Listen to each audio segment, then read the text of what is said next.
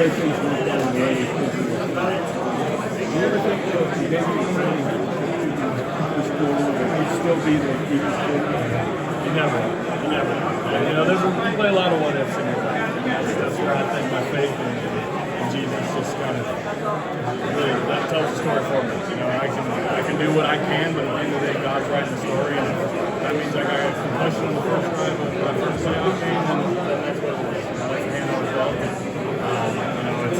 You can play the what if game with a lot of things, but that's where just surrendering my life to Jesus is really the only piece I can have. Like asking what the hell there's a lot of questions that we all want to ask the Lord, but that's where you wrestle through it, and that's where your faith comes into play. Is that, because of your faith, is that like easy for you, or have you dabbled with like, if it late next and say, hey, I'm going to let him get my knee? Yeah, no, I wouldn't say it's ever easy. I think that it's clear through the Bible, people wrestle with God. God wants us to bring our real emotions to Him, and I think for me to say, oh, that was easy. It's easy to go through an injury. It's easy, but no, it's never easy. I have real human emotions, but at the end of the day, when I wrestle through it, I come to a place of peace because I know what the Bible says. I know what He says about me and has a plan for me. So it definitely takes some work out. I have real emotions, but at the end of the day, I leave and I surrender all with a sense of peace. Are you at peace with the way you have At peace, I have peace because I'm not writing the story He is. But at the end of the day, I'm still motivated. There's difference between peace and being complacent or content.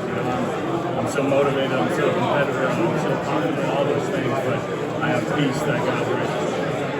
Carson, what did you look for when you were a free agent? What do you think is going to be different this year around when you hit the market? You say, what did I look for? What did you look for? I think opportunities. There's lots of different ones, and obviously was in a unique situation being a starter for all those years, and so I think once Kansas City called, it was very intriguing. It was a chance to work with one of the greatest coaches ever. Work behind one of the greatest quarterbacks ever. Just a unique situation there. Winning culture of excellence, all those things were very intriguing to me. And I made that decision. That was it eventually came, and I think it was just a perfect fit for me. Obviously, I'm a competitor. I want to play. Everybody wants to play. Everybody in this room would be lying if they said they didn't want to play on that field. But you make the most of the opportunity that comes, and it's great. Do you think that this time around you'll be looking for something different, like a better opportunity? I'll worry about that in a couple of weeks. What do you think of the term bridge quarterback? I hear that a lot now. Do you know what that means? Yeah. Carson, are you surprised at all that Brandon Graham is going to be playing against you guys, your former teammate, given the injury he had earlier in the year? Yeah, I don't know all the details of him, but knowing Brandon, he's impressed me. He's as competitive as he gets. Just everything he's been through in his career, just the ups and downs, and the ultimate competitor that he is. So if he's out there, he's impressive. What do you remember most about him as a teammate? What has allowed him to play in this league for so long, such a high level? He's an awesome teammate, awesome guy, high motor, high character. The guy I had a lot of respect for both on and off the field. And he never shuts up. He just keeps talking and chirping, and we had a lot of fun practice back then. But is that a good thing? Don't you need guys like that in the locker room? Yeah, when he was on your team, it was great.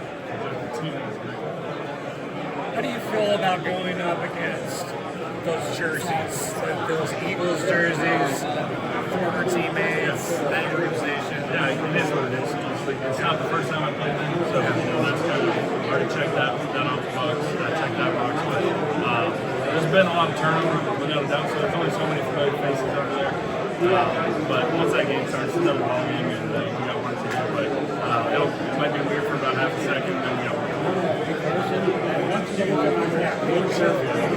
a Norwich City man. I don't know why I'm going to ask you this particular question. You've got one more Super Bowl victory than Dan Marino does, and you played a very big part of that. And you only made it to one Super Bowl and never got back to it. What do you think about the chance you would have two Super Bowl rings? And a lot of guys haven't even gotten one. And once again, I reiterate, you played a big part of that first one with your outstanding play all year. I appreciate it. I think even questions like that just remind me how hard it is to get to this point. So it's something that we can't take for granted. Without a doubt, that's what this whole week's going to remind me of. Like, okay, I'm not starting, I'm not playing, and it wasn't back then either. I was hurt, but it's still a blessing. team, a great organization, and have a chance to make history. My second question to you is, it came from North Dakota State, had a nice career over there. Unfortunately, Trey Lance is still raw, and he hasn't been able to get there.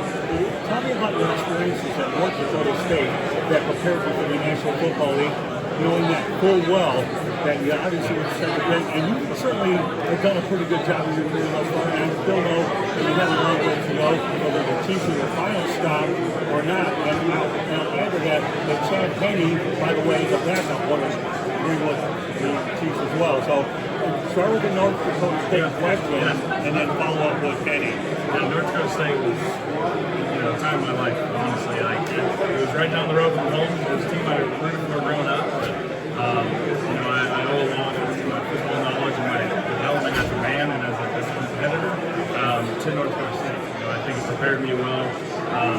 You're still seeing it. I think we got another quarterback that's got a real shot this year. It's me, it was Easton Stick, it was Hopkins for me. So there's been a lot of guys that have come out of there.